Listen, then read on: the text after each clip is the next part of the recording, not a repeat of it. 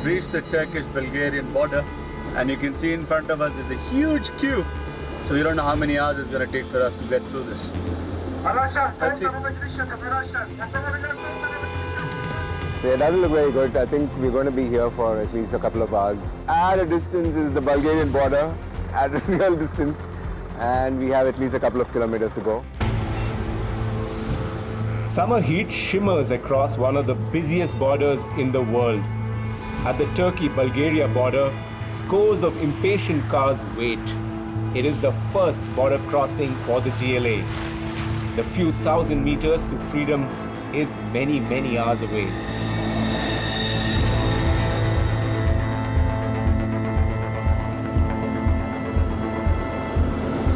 So we're finally out of the Turkey border post. Now it's time for Bulgaria. So let's see how many hours this one takes.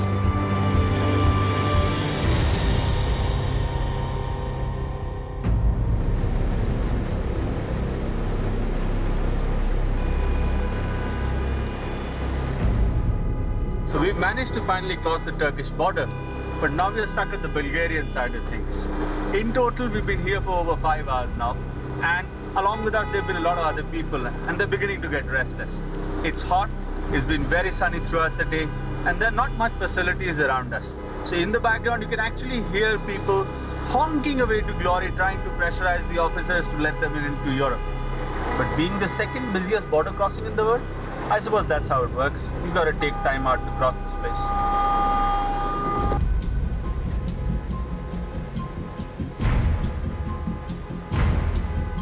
It's about 7 p.m. in the evening. We've been on the road for about 12 hours.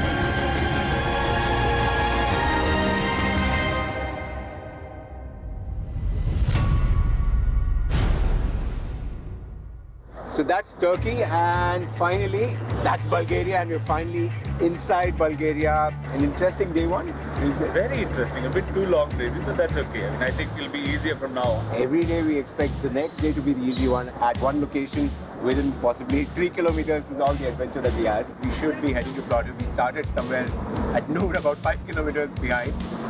It's nightfall, and That's true, and hopefully we'll get some dinner there.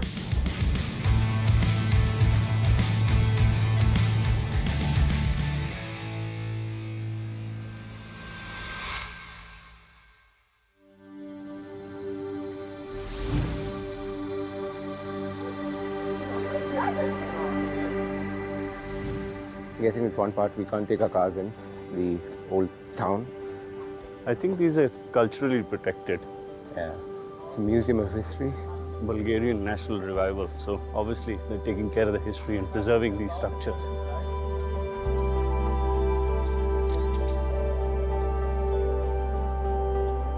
Culture Center, White House.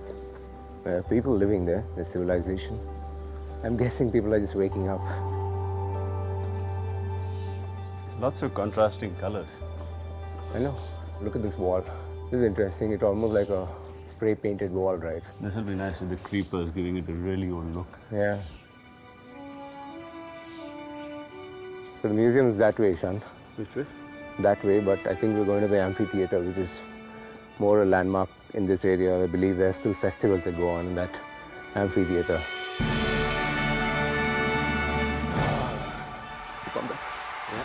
Ready to fight me? Yeah, ready for the fight. Hercules is here! No! You see the crowd cheering me. I think you're going to lose it, brother. Yeah, let's see, let's see. The bolt. It does look a little tricky. Don't be scared. I'm not scared. I mean, I'm just going to do this very, very slowly. These are hard marble, man, so... True. This was built by the Romans. There are lots of Roman remains across the city, but this is the biggest landmark in all of Plovdiv. But if you see the pillars around, Yep. Very typical Roman architecture. no matter how good you build a theatre, nothing like an amphitheatre. Welcome the crowd today. I'm glad all of you turned out in great numbers today because the Great Overland Adventure is about this. We are all coming all the way from India. Thank you for joining us here on the Great Overland Show.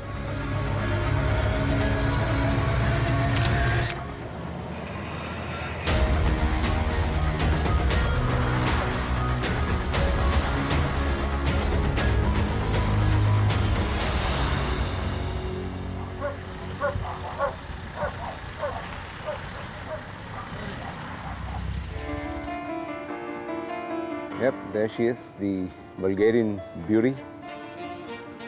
Moscovich essentially means son of Moscow. It was the common man's car. Basically a Cold War era Soviet product. The Soviet Union essentially were making cars for the upper middle class, the rich, and a little bit for the middle class as well. Yes. And so when this came out, it had to go through several rounds of approval with the USSR government at that point. Most of these are sort of, they were taken off from Fiat designs of the 50s and 60s, Correct, yeah. especially the Fiat 124. I think we should go ask the owner for the keys and take it for a short spin. We should. Yeah, let's go. Key for the Moscovich?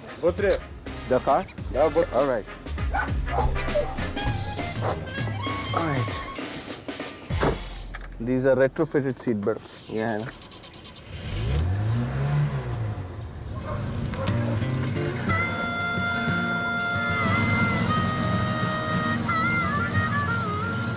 Extremely light steering.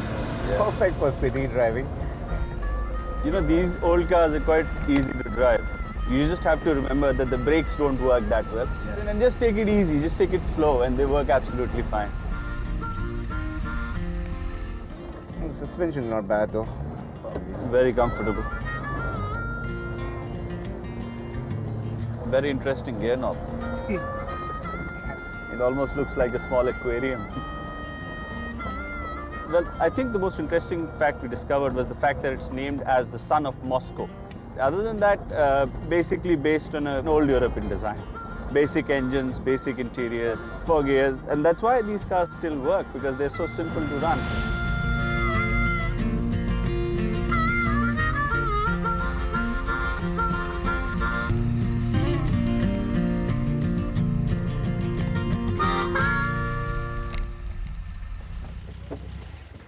Okay, that was the Moscovich. Seems like you had a lot of fun. It was. Probably need to hit the gym before I make that really tight corners and turnings and stuff like that. So we should thank him for his We should. collection and perfect. Perfect. I see your arms have built up driving that steering wheel. Strong arms. You just go. That's how it went. So yeah, but it was good fun. Yeah, workout before I do that. Thank you so much. Thank you so much. Thank you.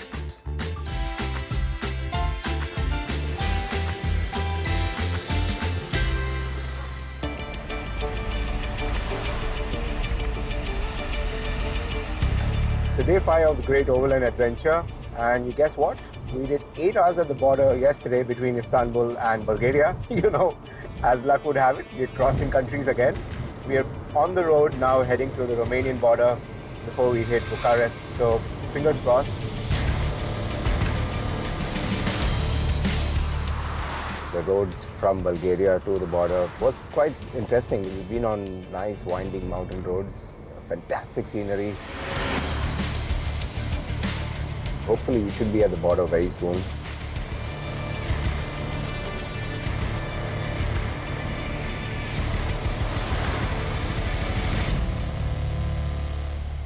So finally, after 3 hours of driving from Bulgaria, we're finally at the border. We're just about 500 meters away from the exit point, so not as crowded as yesterday.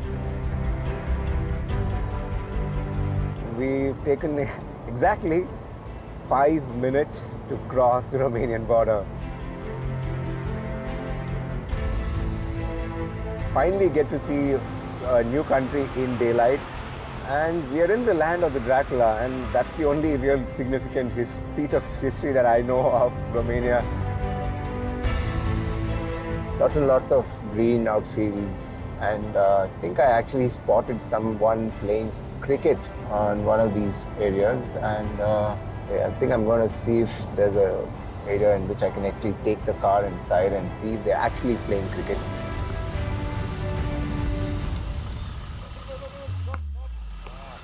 Hello, sir. Hello. You come all the way from India. Hello. Good to see you, sir. You think we can join us?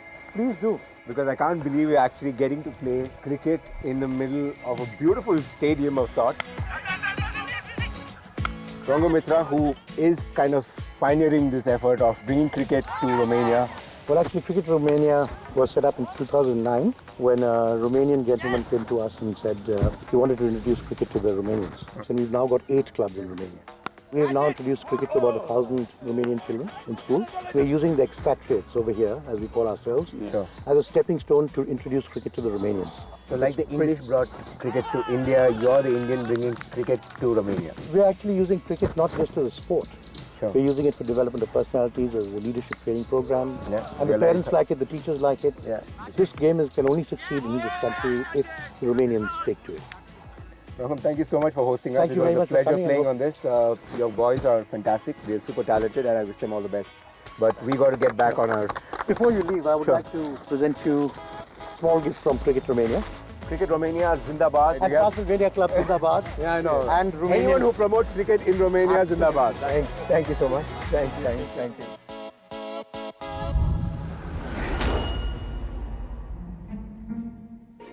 After that cricket match, we're going to go back in time a little bit. This is the collection by Ian Tiriac. He's got 152 cars. It looks like the spaceship of cars. I think we should go in and check it out. So let's start with these Just ID. Rolls-Royces of one model air. That's the Phantom. And Mr. Tiriac owns every one version of the Phantom.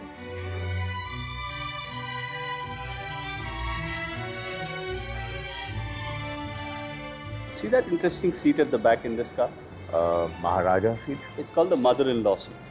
It opens up, sort of like a boot opens up in reverse. It's really uncomfortable to sit at. There's Mr. Tiriac himself.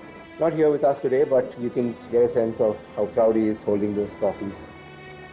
This is all World War II custom-made cars for the German military.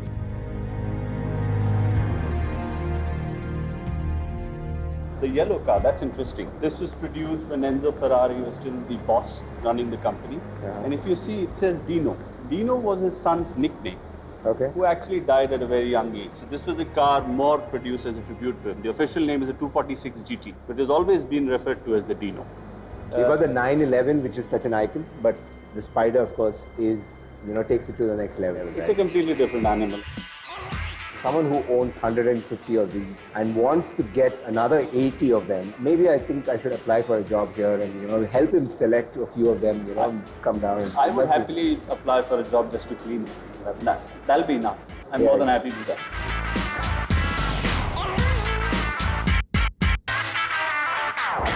Other than the Rolls Royces, if you still like more British cars, here's one you'll recognize. The Jaguar XJ220. Very famous, very futuristic for its time. This is the Aston Martin Lagonda. Very revolutionary for when it was launched. It does look outstanding even today. In the 70s, a very popular TV series in America called The Dukes of Hazzard. This was called The General. The car did a lot of stunts, had a lot of popularity. But to look at the really good American car design, you have to go back in history. And one of the finest examples ever is this early 60s Lincoln Continental. It's got a pure shape, straight lines, and it's got a timeless elegance. And for the petrol heads in you, it's got a 7,000cc V8 engine. This is a 1930s. Oh, okay, I'm getting too excited.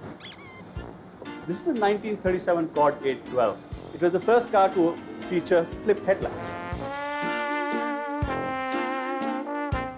I like a lot of the cars, and seriously, a lot of them. I'm going to spend some more time here and, look at more cars. No, Ishant's not going to spend any more time here because he's going to spend a few years here after the adventure that we're going on. I'll have to come back very soon. Yeah, so just come, please. Just come now, just come.